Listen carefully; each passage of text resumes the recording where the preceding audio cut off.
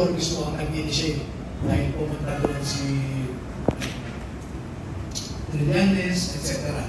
Si Las Cañas, Cotabato, tumulong na Secretary Laina.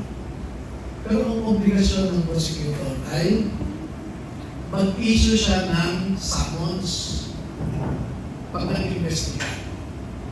At ibig sabihin ng summons, katulad dito sa atin, Duterte, may reklamo sa'yo dito. Sagutin mo ito. Pagsumiti ka ng counter affidavit mo. Wala pong nangyari yun. Walang nangyari na gano'n. Ang explanation ng prosecutor, ang sabi niya, useless na magpadala ako ng summons dahil hindi naman yan re-respetuhin dito. Pero it is not for the prosecutor to decide whether to send out a summons or not. Obligasyon niya yun na magpadala ng summons. Kung i-ignore ni Duterte, to his own lookout. Diba? Hindi yun nasunod. Pagkos, nag-issue ka agad ng warrant of arrest yung ICC.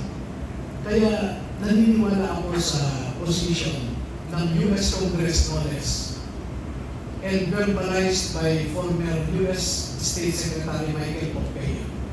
Ang sabi niya, the ICC is corrupt, politicized, and incompetent. At kung titingnan nyo naman na mabuti, sa lahat ng member states, 125 na signatories, no? Lahat ng nakasuhan dyan ay galing sa maliliit na bansa. Yung mga malalakas na bansa, hindi nila magalaw-galaw. Diba?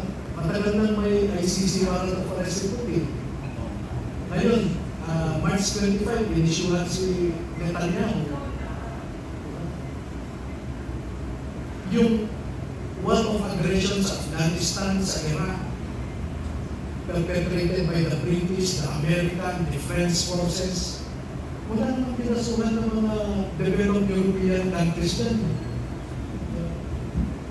So, nakikita natin, kaya yung decision ng Burundi to withdraw from the ICC recently was because of that perceived bias against smaller and weaker countries. May bias. Lahat halos African countries ano ba eh? Nakasuhan at nakulong, no? Yung 14 nakulong. So, yun ang mga problema. Pangatlo, no, na napansin ko. Sa Rome Statute, na-institutionalize yung tinatawag na complementary jurisdiction. So, ICC only has complementary jurisdiction. Ang ibig sabihin, kung ang judicial system ng local state is not functioning or refuses to investigate and prosecute the state, only then na pwede mong i-invoke ang ICC jurisdiction. Eh, lahat naman po tayo siguro aaminin natin na we have a functioning judicial system. In fact, yung pumatay kay Kian Santos, convicted na, nakakulong na silang lahat. At titingnan nyo ang listahan ng PNP. Mahigit 200 ang kapulisan na tinanggal sa servisyo dahil sa pagkaabuso. So, ang masasabi ko na last tungkol dito ay hindi masama na labanan mo ang illegal drugs. Meron nga tayong batas, RA 9165. No? Ang presidente, pag mag-take off siya, nakalagay sa oath of office, no? Nasa constitution ito. Pag nanumpa ang presidente, ang sinasabi, I do solemnly swear that I shall faithfully and conscientiously fulfill my duties as President of the Philippines, preserve and protect its constitution, execute its laws, do justice to every man, and consecrate myself to the service of the nations where we can. Makikita nyo, execute the laws and do justice to every man. Now, ibalik ko ng konti. si Digong nag-execute ng batas. No? Kung meron mang mali sa pag-execute, prosecute. Yung mga kapulisan, prosecute. Do justice to every man. Alam nyo, medyo privy ako sa ibang informasyon. Nung nag-decide si Digong na ilibing si dating President Ferdinand Marcos sa libingan ng mga bayani, ang sabi niya, it is not because I like Marcos. It is not because I am now allied with the Marcoses. I am doing this because I have to do justice to former President Marcos, dead or alive. Sabi niya, he is entitled to be buried in the libingan ng mga bayani. Pero matandaan po ninyo nung nakalagat si former President Marcos sa Musoleo na ilang presidente ang nagdaan? Ramos, Estrada, Aquino, Arroyo, Aquino. Lahat yan, hiniling ng Marcoses na inibig sa bayan, ibilang ng mga bayan. Pinangyan. At wala rin tayong narinig na public clamor. Wala tayong narinig na rally, no? Na inibig si Marcos na respetuhin ang kanyang karapatan. Pero makikita nyo ang contrast na yun. No?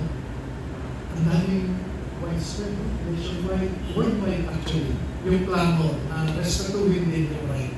You do justice to Digong. Ang isang revealing dito, matagal lang pinagplanuhan kung paano arrestuin si Duterte. No? In fact, bago pa siya dumating dito, meron ng charter agreement doon sa Romano. Doon ang confusion dahil sinabi na ni President BBM na he will not cooperate with ICC. Kaya ang justification niya, yung pag-cooperate niya sa Interpol. Pero pag babasahin natin yung charter ng Interpol, it's the treaty, no? That created Interpol. The only obligation of a member state is to cooperate in information gathering and information sharing. Walang power to arrest, actually. So, ang role lang dapat ng Pilipinas, nandito si Digong, kakarating. O nandito si Digong, natutulong ngayon sa bahay niya. O nandito si Digong, kumakain. Hanggang ganun lang dapat.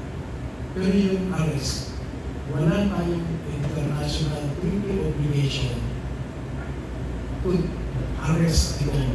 No obligation at all.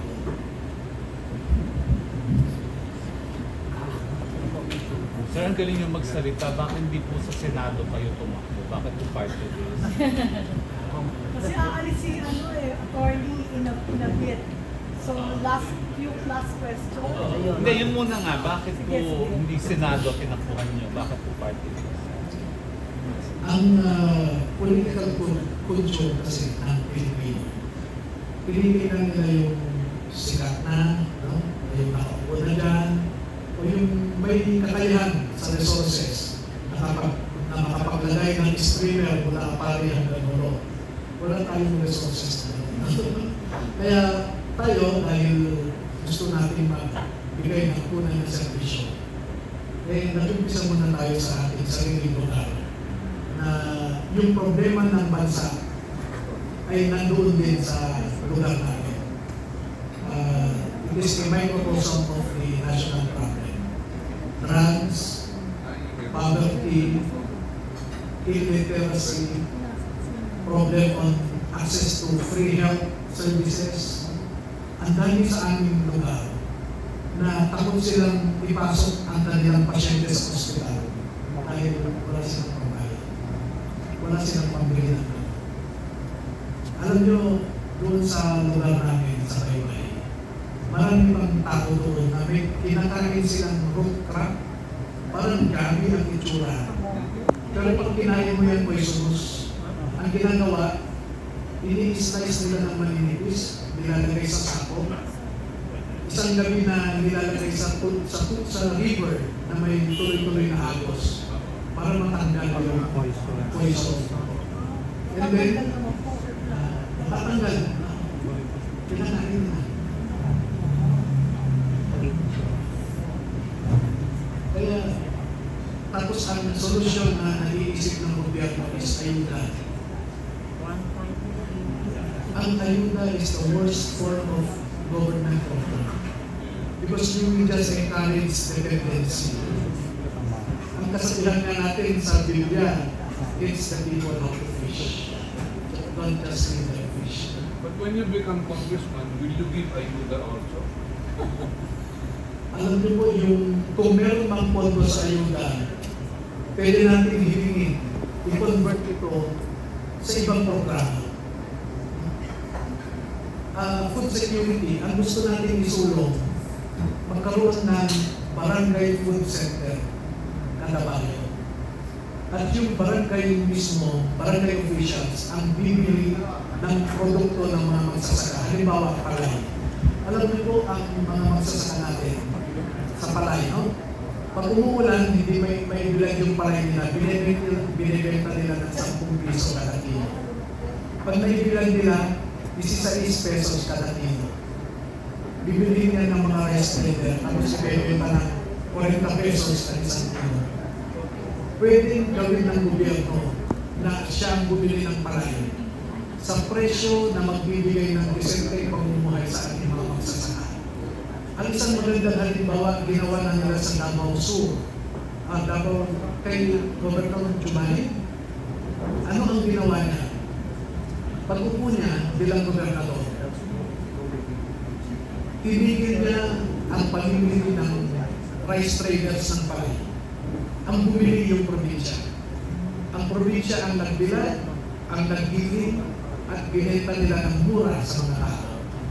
Kasi tingnan po ninyo, kailangan mo ng 1.4 kilos of palay para makagawa ka ng 1 kilo na bigas. So ang gagastusin mo ay 25 pesos na palay, 1 kilo ng bigas. Pag binili mo yan, hindi ka gagasto ng piso kada kilo.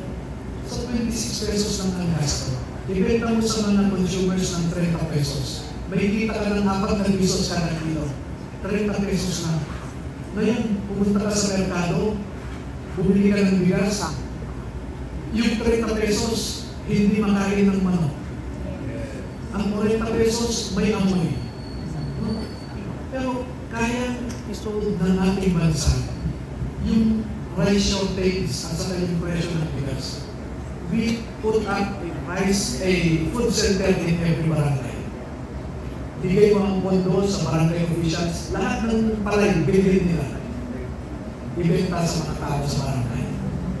In that case also, pag may kalamidad, hindi na tayo kailangan magtintay ng DSW sa national donation, etc.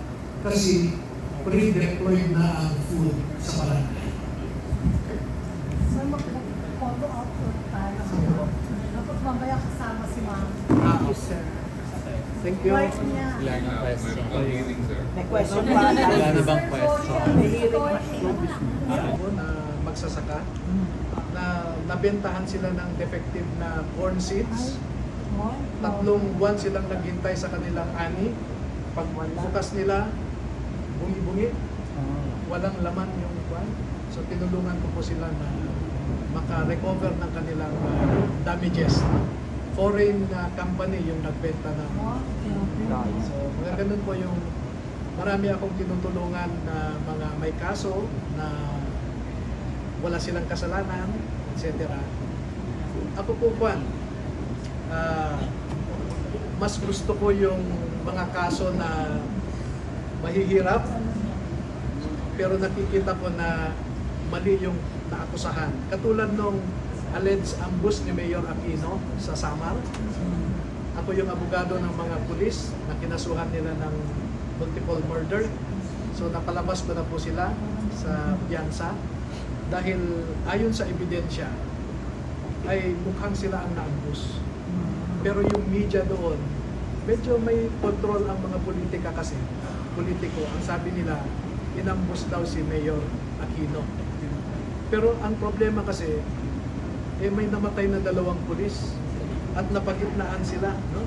Si Mayor Aquino at saka yung ibang tao niya sa both sides, ang mga pulis yung nasa gitna. Kaya may tama sa harap at sa kalikod.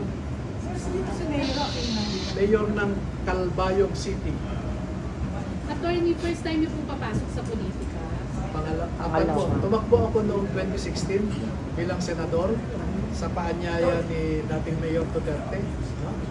2 beses, 3 beses kaming nag-usap. At ang sabi niya, tumakbo ka bilang senador, sa akin ka. Sabi niya. Nagtanong ako kung bakit at gusto ko naman yung mga paliwanag niya dahil sa PDAP daw na etc. So, napa-oo naman ako. Kaya nung umuo ako, halika dito. Pinatayo niya ako, tinaas niya yung kamay ko. Yun na yun. Pero sumama ako sa kampanya ng 5 beses lang dahil hindi ko pa ma-internalize yung politika. Kaya hindi ko tinuloy yung mga kampanya. So Duterte supporter po pala kayo. Hindi po. Supporter ako sa ibang mga ideals niya para sa bansa. So ano po masasabi niyo sa pinagdadaanan niya po ngayon? Data po. Ang haba Sige nun po, dyan. Senator, ano po masasabi niyo na lang sa mga artistang nakikisawsaw at nagpapahayag ng mga sa loobin nila sa Well, pinagdaraanan po? bawat Pilipino naman ay may karapatan, no, na mag-express, magbigay ng kanilang damdamin. Pero ang request ko lang, bago sana sila mag-post sa kanilang social media platform, kasi influencer sila eh. Kailangan munang pag-aralan din mabuti, magbasa muna, at mahirap kasing makidebate sa isang legal issue na hindi ka naman well acquainted, no, sa legal principles or legal doctrines, no. So you let the law scholars discuss amongst themselves for the benefit of the general public. Pero okay lang yun, magsasabi tayo ng sentimento natin.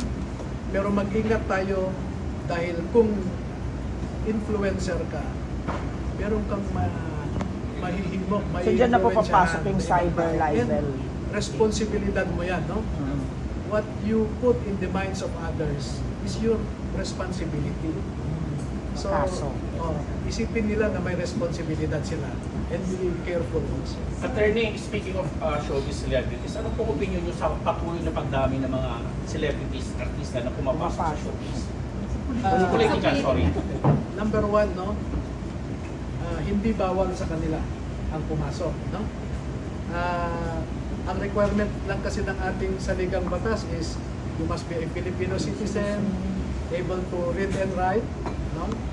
And you are a resident in a given period in a place where you want to be voted on.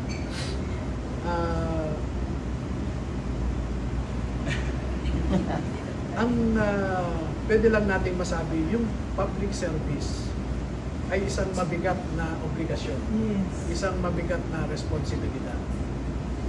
At kung sa tingin ng kandidato ay kaya niyang bitbitin ang responsibilidad ng isang government official, kung pwede naman. No? Sabi nga natin,